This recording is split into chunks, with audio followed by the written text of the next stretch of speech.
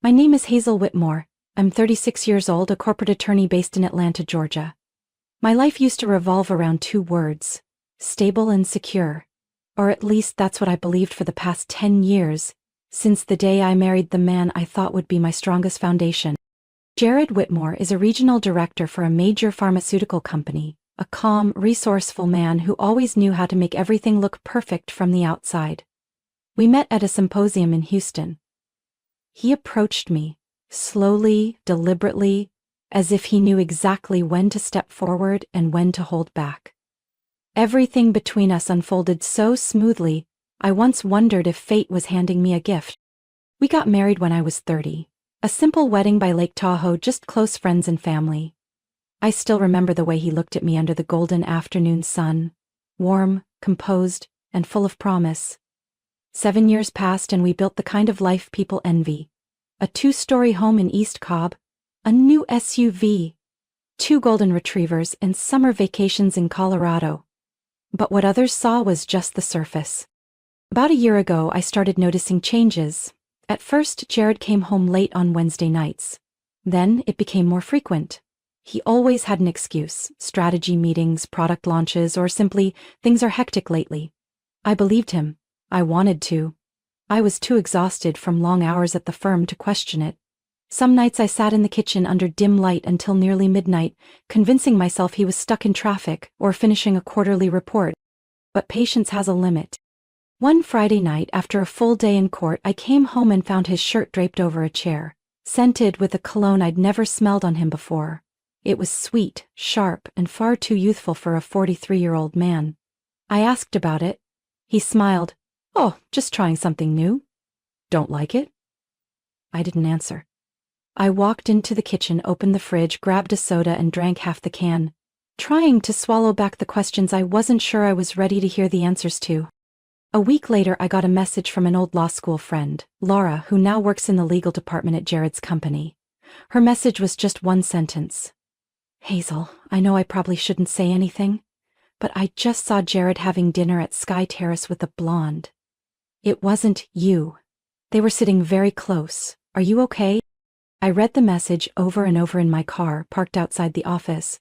My heart didn't race, I didn't cry. What I felt was a terrifying hollowness, like every cell in my body had suddenly frozen. I replied, "Thank you. I guess I was more okay before reading that." Her name was Amelia. I found her file after secretly accessing Jared's laptop, a name that appeared way too often in internal emails, meeting invites, and Outlook calendars. Amelia Hart, new marketing associate from headquarters, 28, blonde, and a former fitness model. The kind of girl who knows how to smile at the right moment and call older men sir with a voice that makes your skin crawl. I met her once at last year's Christmas party. She told me my dress complimented my skin tone. Looking back, I think I smiled back at her. Probably the same way I smile at witnesses on the stand that I don't trust. I'm not someone who jumps to conclusions without proof, but I'm also not the kind of woman who closes her eyes when every instinct in her chest is screaming. After Laura's message, I started watching Jared like a stranger. The way he took calls in another room, the absence in his voice, the physical touch that slowly disappeared. Everything had a reason, and I was starting to understand it. I didn't confront him right away. Instead, I went to Sky Terrace on a Wednesday evening right at 7 p.m. Jared had told me he had a meeting with the Savannah office. I ordered a glass of white wine and sat in the most discreet corner, where I could observe without being noticed. And then they walked in. Jared and Amelia. I had prepared myself. But seeing him place his hand on her back, whispering something that made her giggle, it still tightened my throat. She pulled her chair closer. Jared leaned in, smiling like he'd never heard the name Hazel. This wasn't misunderstanding. This wasn't suspicion. It was betrayal, blatant, calculated, and cold enough to make me shiver. I left before they ordered. I didn't want rage to lead me. I needed him to say it first. 3 days later, after Jared finished his shower and was towel drying his hair in the bedroom, I sat at the edge of the bed, keeping my voice steady. "I saw Amelia at Sky Terrace last week." The towel slipped from his hand. His eyes froze for less than a second before darting away. Oh, I think you misunderstood something? No, I didn't. I saw you sitting with her, your hand on her back, and I remember she once said she loved cedarwood cologne, the one you suddenly started wearing. He laughed awkwardly and walked to the vanity, trying to dodge the conversation. Hazel, you know, this isn't as serious as it looks. She's just a coworker. Things between us have been distant lately. Since when? I asked, my tone sharp. Since I started working 70-hour weeks so you could invest in real estate? Or since you began deleting meetings from your Outlook calendar? He turned, caught off guard and frustrated. All right, you want honesty? We've been seeing each other. But I didn't plan it. It just happened. I stood up and looked him in the eye. Affairs don't just happen. You didn't trip and fall into her bed. You chose this over and over. Jared didn't respond, and I knew right then I'd reached the end of our marriage. I packed his things that weekend. I didn't cry. I didn't beg. The house belonged to both of us. But I stayed. Some things I wasn't ready to let go of yet. And some things he no longer deserved to keep. I thought that was the end. I thought I had already faced the worst of it. But 6 weeks later he came back. And not with an apology. It was a rainy Thursday afternoon. Jared stood under the porch overhang, coat soaked, eyes staring at me with a mix of panic and hope. We need to talk, he said. I crossed my arms. We already did. There's nothing left. Hazel, he swallowed hard. Amelia's pregnant. 11 weeks. It's mine. I heard the rain behind me, felt my heartbeat pound like it wanted out of my chest. But my face stayed still. No anger, no sadness. Just a strange, bottomless quiet. Like I was seeing him from somewhere very far away. What did you come here for? I asked. Congratulations? Here is your original text translated into natural American English, following your instructions regarding currency, measurements, and time formatting. All content has been preserved without additions. You think I deserve to know? I nodded. No, for what? So I can keep watching you build the life you once promised to build with me? Just with someone else? Jared didn't answer. He stood there, motionless, like a statue. And I closed the door. That night, I lay on the couch in the living room, the soft glow of the lamp casting an amber hue on the wall. I stared at the ceiling, replaying our wedding vows in my head. For love, for trust, for a shared future. Each word now sounded like a cheap line from a bad play. No, I wasn't falling apart, I was waking up. And for the first time, I wasn't afraid to face the truth. We began the divorce process in early October, at Jared's attorney's office in Midtown. I had everything ready. Asset documents, bank statements, even the texts he sent me during the entire affair. I wasn't going to fight with emotions. I wanted to finish this with clarity. Amelia came with Jared. She wore a tight-knit dress, her bump starting to show beneath a beige trench coat. She looked like she was heading to a photo shoot for a successful pregnant entrepreneur. When her eyes met mine, she gave a polite smile, but only for a split second. Throughout the meeting, something felt off. Amelia kept checking her phone. She didn't look at Jared while he spoke with the lawyer. Every time it buzzed, she glanced at it quickly, then set it face down on the table. At one point, she stepped out for nearly 5 minutes to take an urgent call. Jared's lawyer scratched his head and chuckled. Pregnancy tends to complicate everything a bit, right? But this wasn't just complicated. Something didn't add up. A few days later, while at the notary office to sign over some transfer documents, I ran into Daniel Sutter, Jared's college best friend and the best man at our wedding. He was the only one from Jared's circle who still checked in with me after everything happened. When he saw me, he looked like he wanted to say something, then hesitated. I nodded in greeting and was about to walk past when he called out in a low voice. Hazel, if you have a moment, I think there's something you should know. We stepped into a small coffee shop nearby. Daniel ordered an espresso, but didn't touch it. His hands trembled slightly as he stirred the already unsweetened drink. What is it? I asked, keeping my tone calm. He looked up, his eyes conflicted. I was involved with Amelia. Before she joined Jared's company, I froze. We met at a marketing conference in Nashville back in February. It started as a fling, but it lasted almost 3 months. Then she just vanished. Vanished? I echoed. No texts, no calls, no explanations. Then I saw a photo of her and Jared on LinkedIn. A few weeks later, Jared called to say, "Amelia's pregnant." I tightened my grip on the coffee cup. "Do you think the baby could be yours?" Daniel didn't answer right away. Instead, he pulled out his phone and opened his photo gallery. "She sent me an ultrasound once. I still have it. Because I didn't know what to do." He handed it to me. The caption below the image was like a cold blade. "Look closely. Forehead's totally yours. Let's hope the stubbornness skips." I looked up. She knows Jared thinks the baby is his, right? She does, but she's never said anything clearly to either of us. With Jared it's vague. With me? She texts late at night, like she's holding on, but never confirms anything. Daniel showed me more texts, lines like, "I'm not sure things are going in the right direction. If it all blows up, do you think we'll be okay? Jared doesn't suspect anything. But I'm not sure." Then I stopped cold at the most recent message, sent just 2 nights ago. "Do you want to feel the first kick? It's strong, like that cup of coffee I spilled on your shirt." I sat there for half an hour, listening as Daniel explained everything, showing me photos and hotel receipts from Asheville, right around the time Amelia would have been in her first trimester. Everything lined up. This wasn't just infidelity. It was premeditated deception. As we left the cafe, I paused under the awning. Light rain was falling, warm drops touching my face. I knew I couldn't stay silent. Not for Jared's sake, but for the sake of the truth. No child deserves to grow up inside a lie.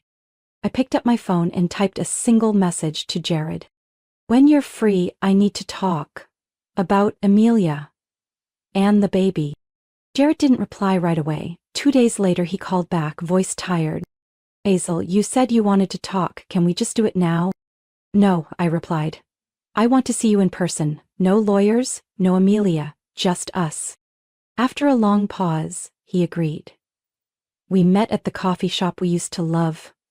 Corner of Juniper. When I arrived, he was already there. No tie. No familiar smile. Probably because, for once, he wasn't in control. I opened my bag and set a file folder on the table. "This is the truth you never asked for but should have known before drawing up your new life with Amelia." Jared flipped through each page silently. Ultrasound with Amelia's note to Daniel, late-night texts, hotel bills, even a short video she had sent Daniel, whispering that the baby has his jawline. Halfway through, Jared froze. His hand clutched the edge of the table, his lips pressed into a line, like he was holding something back. "You chose to believe her because it was easier than facing the signs," I said. "But that choice isn't yours anymore." He shut the folder without looking at me. "What are you planning to do with this?" I exhaled. "There's a party this Friday." "I know about it. Amelia sent an invitation to a mutual friend, assuming I was out of the picture." Jared gave a slow, quiet nod. "A celebration for new beginnings, held at Langston Hotel, Grand Oak Room." I paused. "You remember. It's where we booked our 5-year anniversary." Jared closed his eyes. I didn't have to look closely to see the lines on his face had deepened. "Daniel and I will be there, not to ruin anything, but to tell the truth, publicly, to the people you chose to celebrate with. If you want to stop that, there's only one way. Do the right thing yourself." He looked at me then. Not defensive, not combative, just the hollow stare of a man realizing he'd built his life on sand. Died. Daniel met me the day before the party, at my office. He brought all the originals, photos, emails, voice recordings Amelia had sent him, including a late-night voice message. "I don't know what to do. Jared keeps painting this perfect future, and I'm not sure I want to live that way anymore." We printed everything in duplicate. I had a backup copy saved on a USB drive in case we needed to display it on a large screen. Daniel was tense, but he didn't back down. "Are you sure this should happen in front of everyone?" he asked. "I've thought about that," I replied, "but the truth only holds power when it can't be twisted behind closed doors. We're not doing this for revenge. It's for the child. That baby deserves to know who they really are." Friday evening, the Langston Hotel was glowing. I arrived 10 minutes early wearing a square-neck black dress, the same one I wore in my first court hearing years ago. I call it the statement dress. Because every time I put it on I say something most people are too afraid to say out loud. Daniel arrived a few minutes after me. His expression was steady though the nerve still lingered in his eyes. We walked in together, heading straight for the Grand Oak banquet room. Inside, it was exactly what I expected. Wine glasses, laughter, and toasts. No one spoke when Daniel and I entered the room. All eyes turned toward us, surprise sweeping across the room like a current. Conversation stopped mid-sentence, wine glasses frozen mid-air, and glances passed from one table to the next. Jared stood near the podium, having just finished a thank you speech.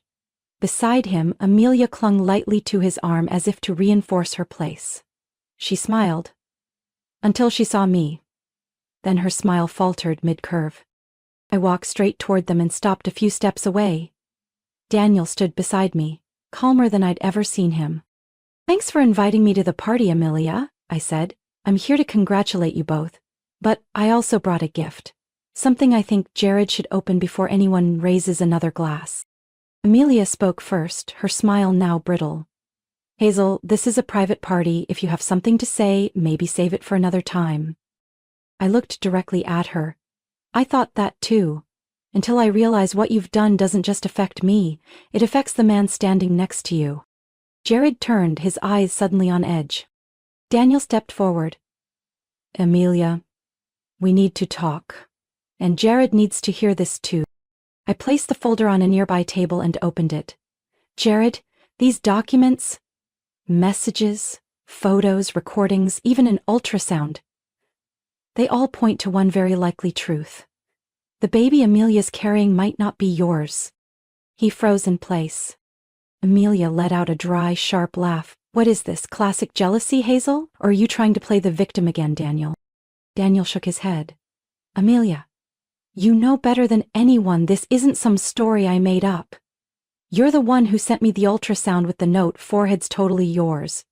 You're the one who messaged me at midnight saying you weren't sure if Jared was the father." "That's not true," she snapped. "It was a joke. Daniel, you're twisting everything to suit yourself."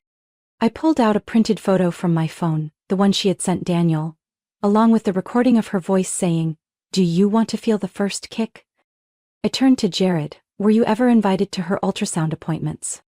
He slowly shook his head. "She told you the doctor didn't allow guests?" Jared nodded quietly. Daniel murmured, "Hazel, play the video." I turned up the phone speaker, holding it near the mic on the table. Amelia's voice came through, soft, polished, unmistakable. "Jared doesn't suspect anything. He believes it all. I haven't even let him touch my stomach at the appointments. Things are going smoother than I thought." The room held its breath. Amelia gasped. "That's fake. That's not my voice. This is a setup." Jared turned to her. "I gave up Hazel for this. Because you said this was an honest beginning." "I didn't," her voice cracked. "Jared, I panicked. I didn't know what to do. But I love you. I really do." Daniel spoke softly. "You said the same thing to me. Same words. Same tone." Amelia looked at him like he had slapped her. "You're nothing. You were just the backup plan. I chose Jared." I looked down at the folder. "And now you've said it out loud." Jared was no longer standing tall. He took a step back, as if the ground had shifted beneath him.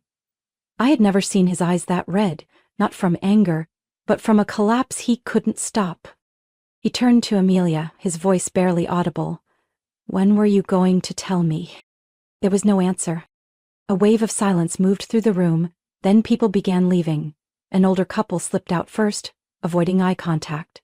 A group of younger guests at the back quietly stuffed their phones into purses, murmuring polite excuses. Everyone understood. This party had become something else entirely, a public reckoning. Amelia stopped resisting. She lowered her head, grabbed her purse, and walked briskly out of the room. Jared stayed frozen, eyes following her. Then he turned to me. "Here is your full English translation, formatted for natural AI narration and fully aligned with your instructions on tone, currency, measurements, and time expressions." "Thank you," he said, his voice rough. For not letting me live in that illusion any longer. I nodded slightly.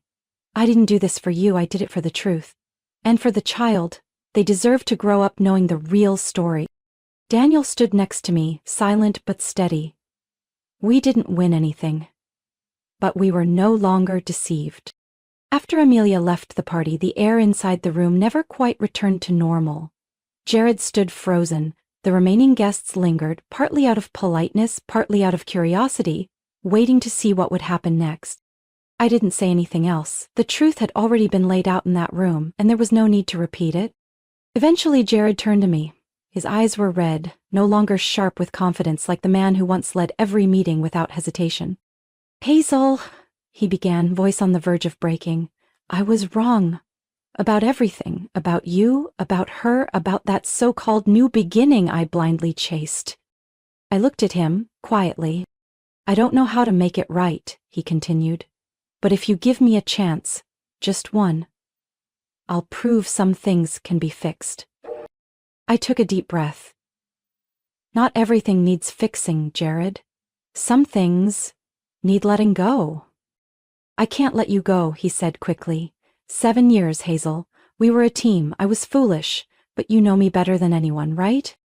You don't know who I am anymore, I replied.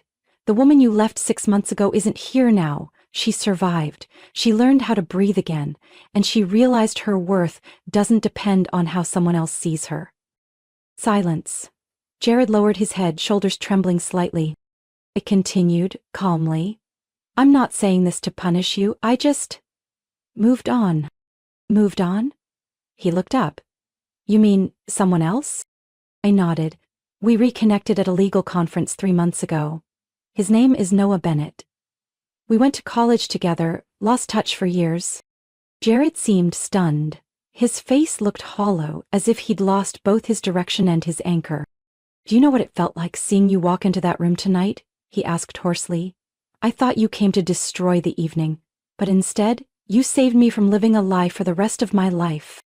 I didn't deny it. I didn't do it for you. I did it for the child and for Daniel. Daniel, still standing at the corner of the room with his hands in his pockets, stepped forward, slow but firm. I'll take responsibility, he said, looking Jared in the eye for the first time. If the baby's mine, I'll step up as a father. No court orders, no paternity test if it's not needed. I'll be there. Jared nodded, no longer defensive. Just a man forced to face the truth too late. I left the party not long after. On the way home, Daniel texted. Thanks for not letting me fall apart alone in that room. I replied, no one deserves to be stuck between truth and a lonely lie. 3 weeks later, Amelia officially left Atlanta and returned to her mother's home in Portland. I heard from an old colleague that she planned to give birth at a small local hospital. Daniel didn't follow her, but he booked a flight to Oregon the week of her due date. He said he couldn't turn his back on his child, even if things hadn't started as planned. I don't hate her, Daniel told me once. I just feel sorry for everyone who got caught in the fallout of her choices. As for Jared, he requested a transfer to the Charlotte branch. In a short email sent to me on the day he moved, he wrote, I'm trying to become a better man, not to win you back, but because I owe that to myself. I didn't respond, but I kept the email, not out of regret, but because I once loved that man and now I hope he can salvage the best parts of who he was.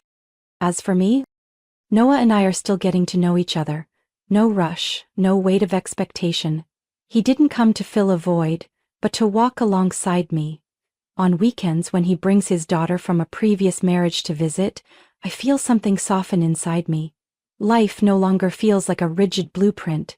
It's more like jazz, sometimes offbeat, but always room for something real.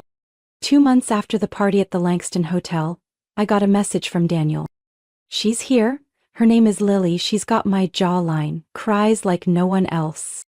I smiled reading it, not because it was a perfect ending, but because in all that chaos something still managed to grow.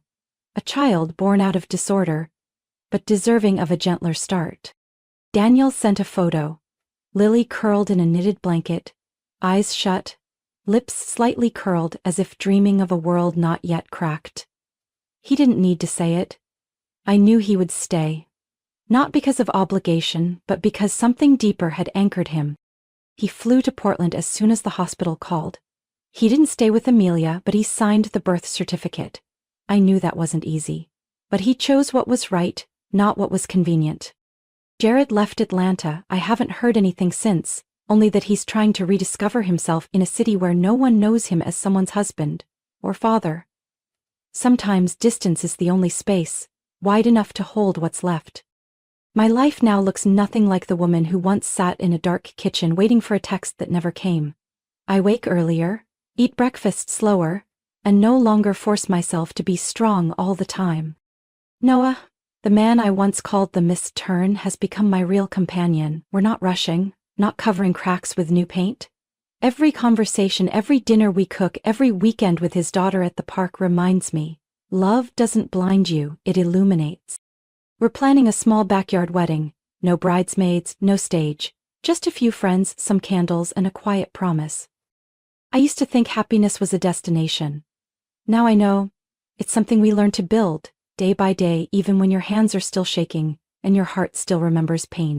People often ask, Hazel, if you could go back, would you choose a different path? The answer is no. I don't regret loving Jared.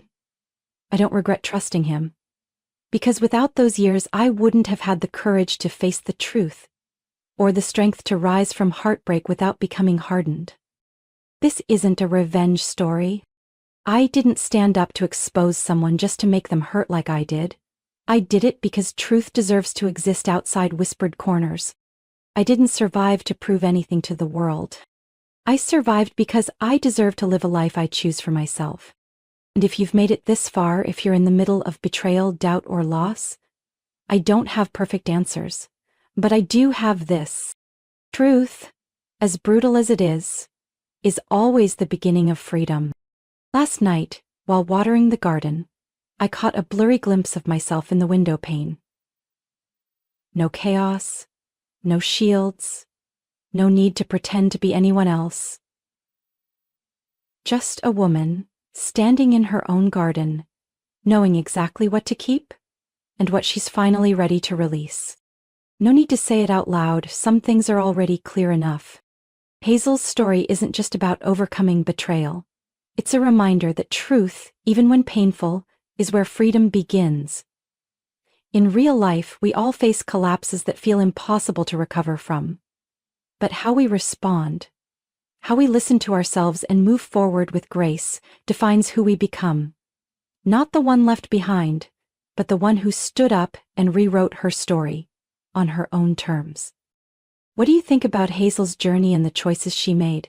Share your thoughts below, and don't forget to follow the channel for more heartfelt, meaningful stories about life, love, and family.